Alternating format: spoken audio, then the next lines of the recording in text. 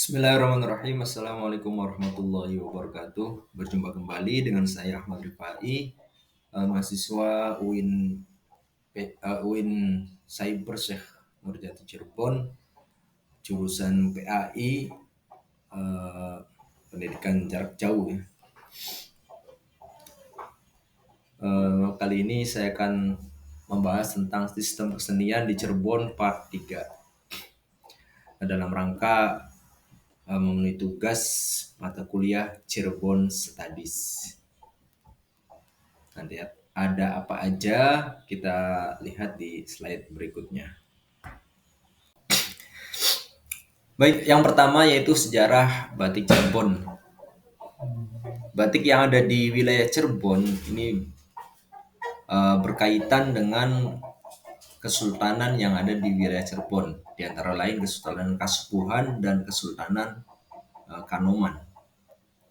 Ornamen batik yang berkembang pada saat itu antara lain ornamen Paksi Nagaliman, kemudian Siti Inggil, kemudian Kanoman, Taman Kasepuhan, dan Taman Sunyaragi.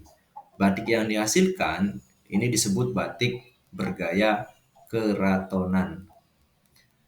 Selanjutnya, seiring berkembangnya batik yang ada di wilayah Cirebon, maka masyarakat Cirebon ini mempelajari seni batik sebagai barang dagangan.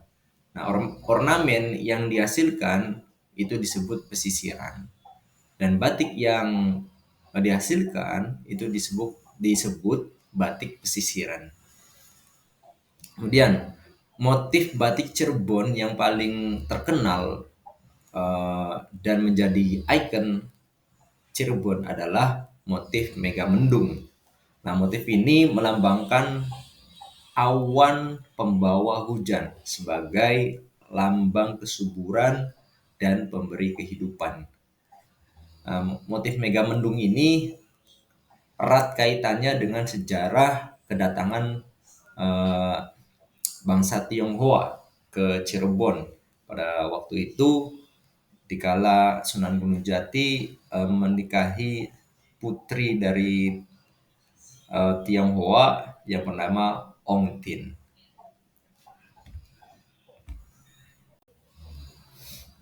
Mari kita berlanjut ke ragam batik Cirebon. Ada apa aja?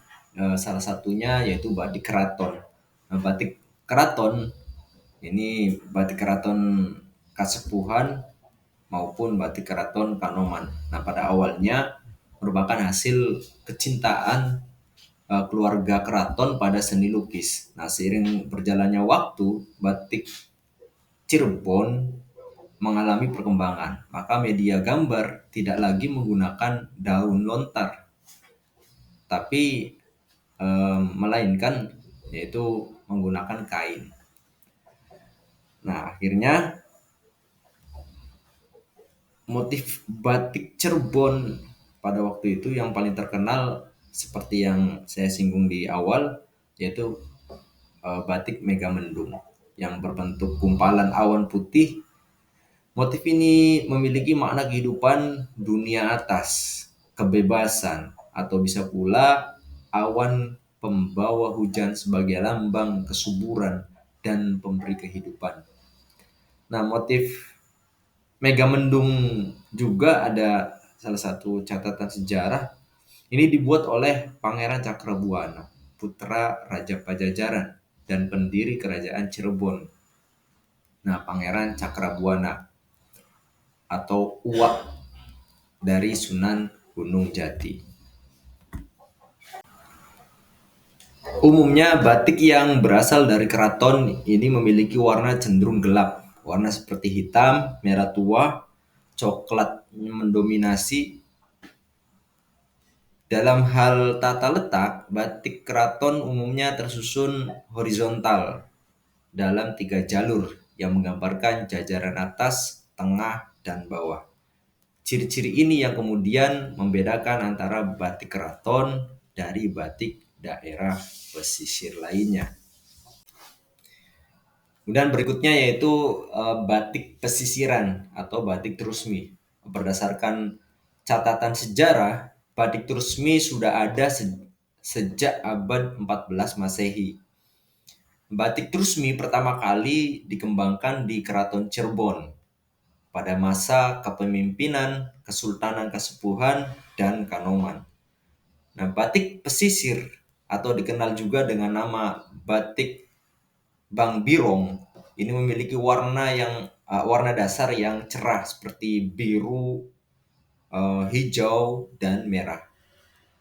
Batik ini biasanya dikerjakan dalam 2 kali proses untuk mendapatkan perpaduan dan persilangan warna atau istilahnya babaran, yaitu 1 kali dengan warna merah, kemudian dilakukan pembatikan lagi dan dicelup biru, bahkan kadang dikembangkan dengan celupan kuning. Nah, sementara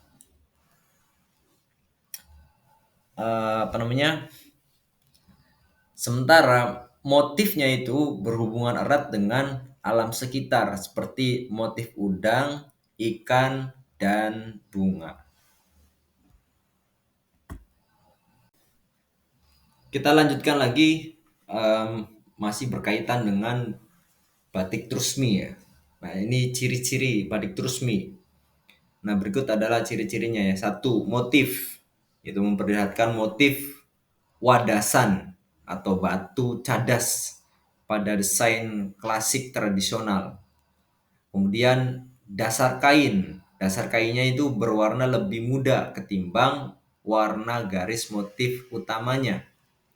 Kemudian garis-garis yang digunakan dalam motif batik ini terdiri dari garis tunggal dan tipis yang berukuran kurang lebih ya 0,5 mm dengan warna garis lebih tua ketimbang warna latarnya. Kemudian berikutnya warnanya. Warna batik Trusmi biasanya dominan warna kuning. Kemudian hitam, kuning, maksudnya warna kuning hitam atau sogan gosok, dan warna dasar krem. Nah, sebagai warna lain yaitu merah tua, biru, hitam dengan warna kain krem atau putih gading.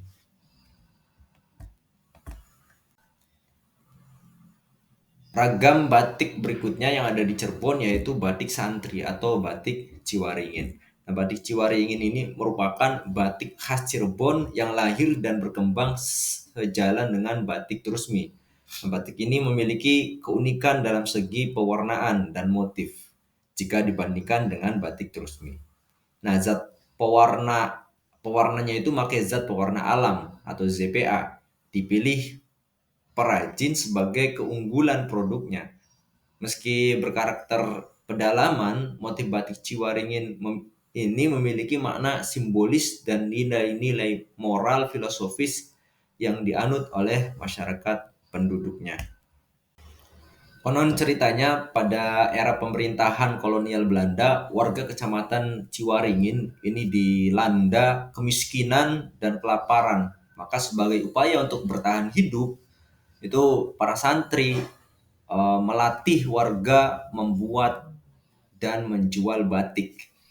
Nah, setiap sore tuh menjelang malam setelah para santri selesai belajar agama, mereka datang ke desa-desa di lingkungan kecamatan Ciwaringin untuk melatih warga untuk membatik. Motif batik santri atau batik Ciwaringin ini memiliki sejarah. Konon karena jejak kemiskinan juga kelaparan warga Ciwaringin akhirnya dituangkan ke dalam motif, yaitu motif tebu sekeret. Nah, motif ini menggambarkan daya hidup warga ketika kondisi lapar. Kemudian mereka menyesap potongan batang tebu. Nah, serupa dengan motif tebu sekeret juga adalah motif sapu jagat dari Jawa Tengah yang disetilisasi dan disebut juga motif Ganepo. Nah, warga Ciwaringin menyebutnya juga Ganepo karena kenapa? Ini kepanjangan dari kalimat berbahasa Cirebon, yaitu segane langka tenagai lempo, Ganepo, segai langka tenagai lempo. Dalam bahasa Indonesia itu nasinya habis, tenaganya lemah.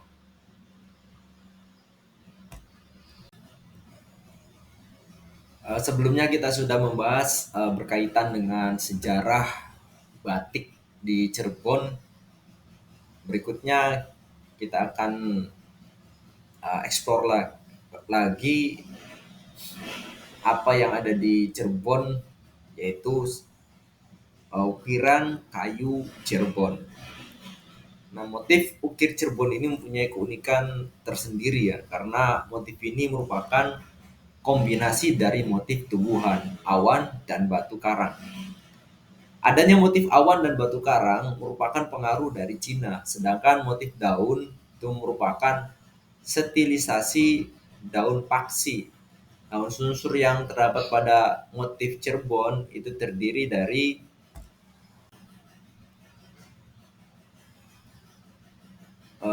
unsur-unsurnya ya. Salah satunya itu dari daun pokok.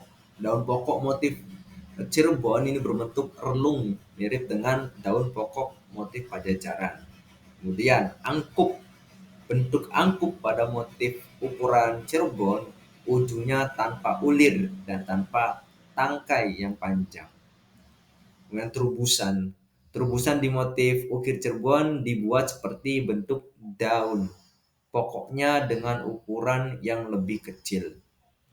Kemudian benangan dan pecahan.